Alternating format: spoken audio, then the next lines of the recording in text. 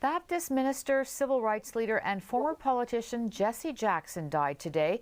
Jackson marched with Dr. Martin Luther King Jr. and was with him when he was killed and worked for decades to make marginalized people of all backgrounds feel seen through his Rainbow Coalition. Montreal journalist and educator Matt Hayes worked with Jackson's campaign in 1988, and he joins us now. So Matt, tell us, where were you in 1988 and how did you come to work for Jesse Jackson? Well, I was a student at the School of Visual Arts in New York City, and Jesse Jackson was running his campaign for the primary in New York.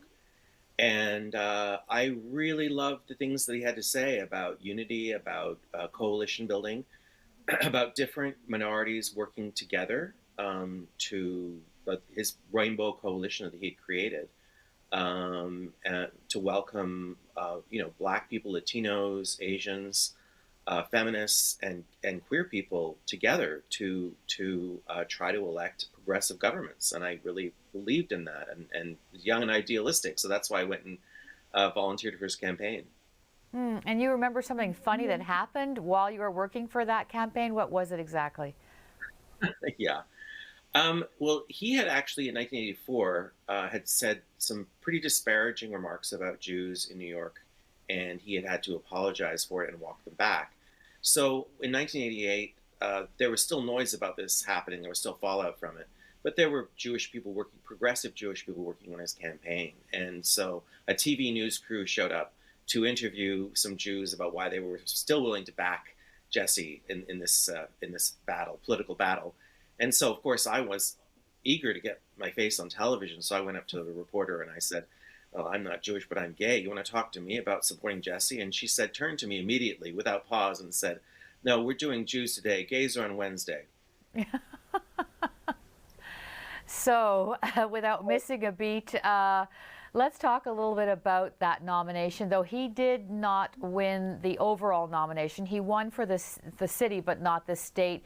What do you think were some of the things that might have held him back? Because he was such a charismatic speaker. He was so passionate.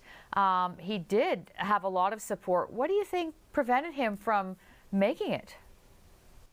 Well, he was extremely passionate, but the thing is that part of the reason that I was interested in him, intrigued by him as a young progressive person, was part of the reason why maybe a lot of people who are more moderate might have been not so sure that he'd be the right candidate to win over, say, swing voters, what we call swing voters. I mean, he had literally embraced, he had hugged Yasser Arafat and Fidel Castro, two fairly controversial figures. So once you've done that, I mean, at the end of the day, yeah, it's a photo op and you've got some attention for it. But I think that would lead a lot of people to believe that he might not be the right person to win a race.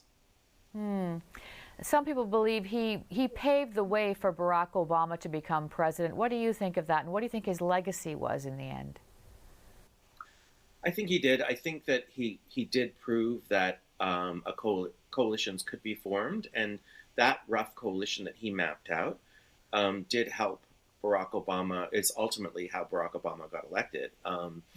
Barack Obama swung far more to the center or even the right. Some people argue Barack Obama was actually kind of a Republican president compared to somebody like Jesse Jackson, who was, sort of more aligned with Bernie Sanders. I mean, he endorsed Bernie Sanders later on. I think that one of the most moving things was his speech in 1988 at the Democratic Convention, where he said you should never look down on someone unless you're about to help them up. And I thought that was just an absolutely beautiful sentiment. His speech is the one that everyone remembers from 1988. Unfortunately, he was just a little too left and too radical for people to actually win the nomination and get elected. But he definitely was a force in the Democratic Party, and taught us a lot about coalition building. Matthew Hayes, thanks so much for sharing your thoughts with us today on the passing of Jesse Jackson. We really appreciate it. It's a sad day.